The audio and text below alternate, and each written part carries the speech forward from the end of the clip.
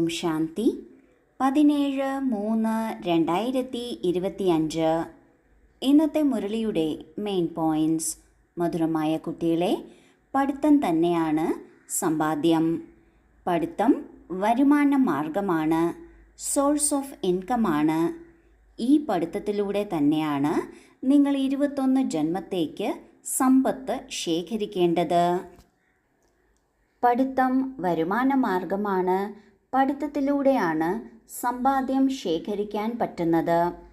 ഇതിനർത്ഥം ബാബ ദിവസവും നമ്മൾക്ക് എന്ത് ജ്ഞാനമാണോ പഠിപ്പിക്കുന്നത് അത് നാം ചെവികളിലൂടെ കേൾക്കുക മാത്രമല്ല ചെയ്യേണ്ടത്, അതിൻ്റെ പഠനം നടത്തുകയും വേണം.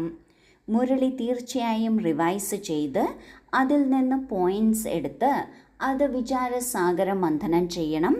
അതിൽ നിന്ന് പോയിൻറ്റ്സ് എടുത്ത് അത് ജീവിതത്തിൽ കൊണ്ടുവരികയും വേണം.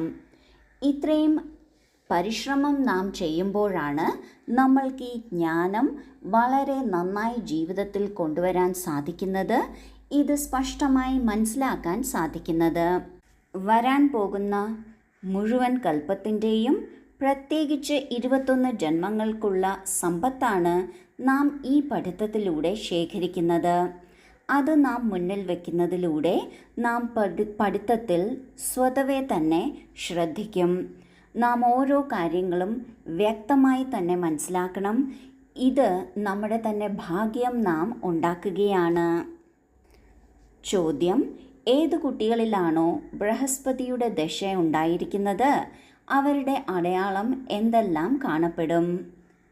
ഉത്തരം: അവരുടെ പൂർണ്ണ ശ്രദ്ധ ശ്രീമത്തിലായിരിക്കും. പഠിത്തം നല്ല രീതിയിൽ പഠിക്കും, ഒരിക്കലും ഫെയിലാകില്ല. ശ്രീമതം ലംഘിക്കുന്നവർ ആണ് പഠിത്തത്തിൽ ഫെയിലാകുന്നത്. അവരിൽ പിന്നെ രാഹുവിൻ്റെ ദശ ഇരിക്കുന്നു. ഇപ്പോൾ നിങ്ങൾ കുട്ടികളിൽ വൃക്ഷപതിയായ ബാബയിലൂടെ ബൃഹസ്പതിയുടെ ദശ ഇരിക്കുകയാണ്. ലോകത്തിൽ കുട്ടികൾ ജനിക്കുമ്പോൾ തന്നെ പഴമക്കാർ അവരുടെ ജാതകം നോക്കാറുണ്ട്. അവരുടെ ജീവിതത്തിൽ എപ്പോഴെല്ലാം നല്ല സമയമാണ്, എപ്പോഴെല്ലാം ചീത്ത സമയമാണ് എന്നത് തുടക്കം മുതലേ നോക്കി വയ്ക്കുന്നു. നാം ആത്മാക്കൾ ഇപ്പോൾ പുതിയ അലൗകിക ദിവ്യ ജന്മം എടുത്തിരിക്കുകയാണ്. നമ്മുടെയും ജാതകത്തിൽ മുഴുവനായും ബൃഹസ്പതിയുടെ ദശ തന്നെയാണ്. അത് ഏറ്റവും ഉയർന്ന ദശയാണ്.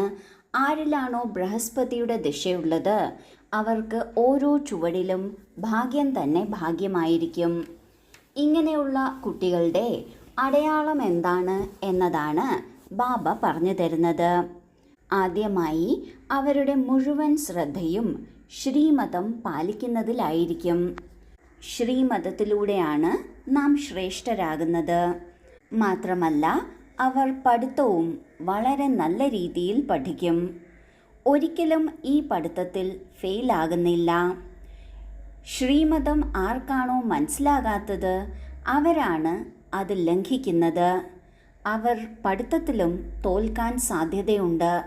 കാരണം ബാബ മുരളിയിലൂടെ എന്തു പറയുന്നുവോ അത് തന്നെയാണ് നമ്മുടെ പഠിത്തവും, അത് തന്നെയാണ് നമ്മൾക്കുള്ള ശ്രീമതവും.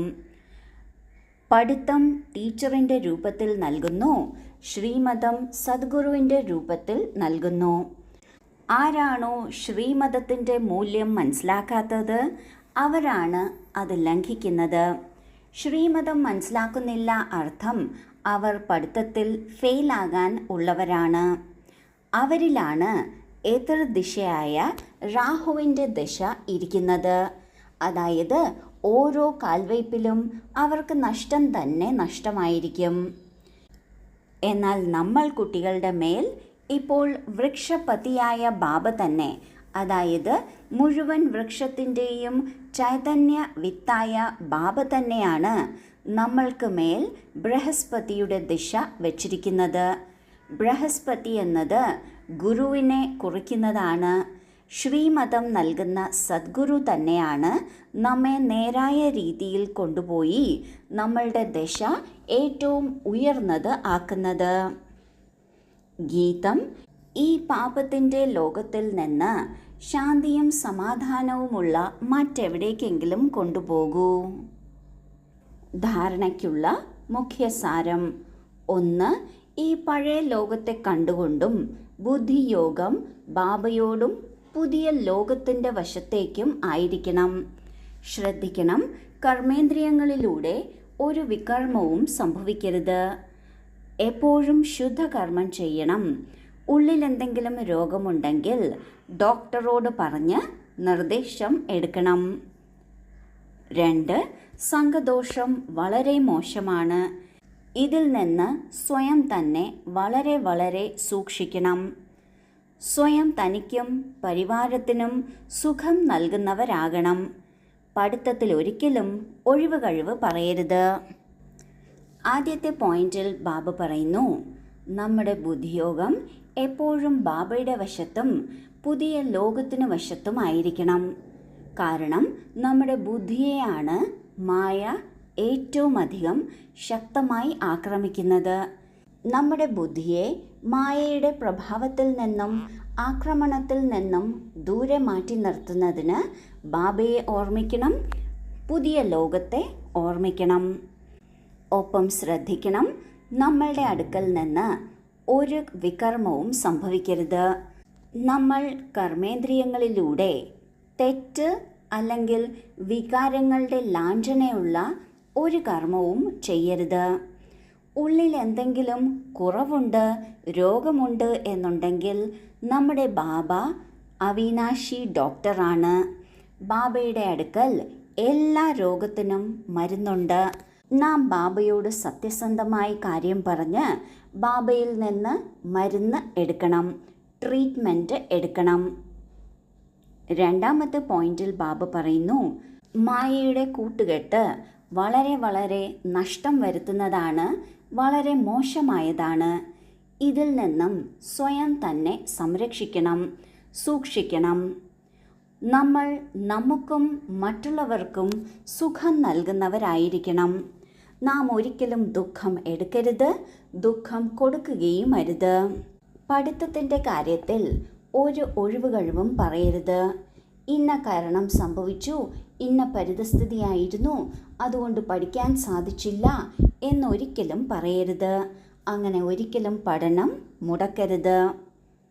വരദാനം: ശ്രേഷ്ഠ ഭാവനയുടെ ആധാരത്തിൽ സർവർക്കും ശാന്തിയുടെയും ശക്തിയുടെയും കിരണങ്ങൾ നൽകുന്ന വിശ്വ കല്യാണകാരിയായി ഭവിക്കട്ടെ. ഏതുപോലെ ബാബയുടെ സങ്കല്പം അല്ലെങ്കിൽ വാക്കിൽ നയനങ്ങളിൽ സദാ തന്നെ മംഗളത്തിൻ്റെ ഭാവന അല്ലെങ്കിൽ കാമനയാണ്, ഇതുപോലെ താങ്കൾ കുട്ടികളുടെയും സങ്കല്പത്തിൽ വിശ്വമംഗളത്തിൻ്റെ ഭാവന അല്ലെങ്കിൽ കാമന നിറഞ്ഞിരിക്കണം. ഏത് കാര്യം ചെയ്തുകൊണ്ടും വിശ്വത്തിലെ സർവാത്മാക്കളും ഇമർജായിരിക്കണം. മാസ്റ്റർ ജ്ഞാന സൂര്യനായി ശുഭഭാവനയുടെയും ശ്രേഷ്ഠ കാമനയുടെയും ആധാരത്തിൽ ശാന്തി അല്ലെങ്കിൽ ശക്തിയുടെ കിരണങ്ങൾ നൽകിക്കൊണ്ടിരിക്കൂ. അപ്പോൾ പറയും വിശ്വമംഗളകാരി. എന്നാൽ ഇതിനായി സർവബന്ധനങ്ങളിൽ നിന്നും മുക്തം, സ്വതന്ത്രം ആകണം. എന്താണോ ബാബയുടെ കർത്തവ്യം, അതാണ് നമ്മൾ കുട്ടികളുടെയും കർത്തവ്യം. എന്താണോ ബാബയുടെ ഭാവന അല്ലെങ്കിൽ സങ്കല്പം, അത് തന്നെ ആയിരിക്കണം നമ്മൾ കുട്ടികളുടെയും ഭാവന അല്ലെങ്കിൽ സങ്കല്പം. ബാബയുടെ മനസ്സിൽ, വാക്കുകളിൽ, നയനങ്ങളിൽ സദാ മംഗളത്തിൻ്റെ ഭാവനയാണ്, കാമനയാണ്. അതുപോലെ നമ്മൾ കുട്ടികൾക്കും മുഴുവൻ ലോകത്തിലുള്ള ആത്മാക്കൾക്കായി മംഗളത്തിൻ്റെ തന്നെ ഭാവന അല്ലെങ്കിൽ കാമന ഉണ്ടായിരിക്കണം. എന്ത് കാര്യം ചെയ്താലും മുഴുവൻ വിശ്വത്തിലെയും എല്ലാ ആത്മാക്കളും ഇമർജായിരിക്കണം. പറയാറുണ്ടല്ലോ, ലോകാഹ സമസ്താഹ സുഖിനോ ഭവന്തു. അതുപോലെ നമ്മളും മാസ്റ്റർ ജ്ഞാന സൂര്യനായി ശുഭഭാവനയുടെയും ശുഭകാമനയുടെയും ആധാരത്തിൽ ലോകത്തിലുള്ള എല്ലാ ആത്മാക്കൾക്കും ശാന്തിയുടെ അല്ലെങ്കിൽ ശക്തിയുടെ കിരണങ്ങൾ നൽകിക്കൊണ്ടിരിക്കണം. അപ്പോഴാണ് വിശ്വമംഗളകാരി എന്ന് പറയുന്നത്. എന്നാൽ ഇങ്ങനെ ശക്തമായ സ്ഥിതി അനുഭവം ചെയ്യുന്നതിന്, ലോകത്തിലെ എല്ലാ ആത്മാക്കൾക്കും ദാനം ചെയ്യുന്നതിന് നാം സർവബന്ധനങ്ങളിൽ നിന്ന് മുക്തരായിരിക്കണം, സ്വതന്ത്രരായിരിക്കണം. സ്ലോഗൻ: ഞാൻ എൻ്റേത്. ഇത് ദേഹാഭിമാനത്തിൻ്റെ വാതിലാണ്. ഇനി ഈ വാതിലുകൾ അടച്ചു വയ്ക്കൂ. ഓം ശാന്തി.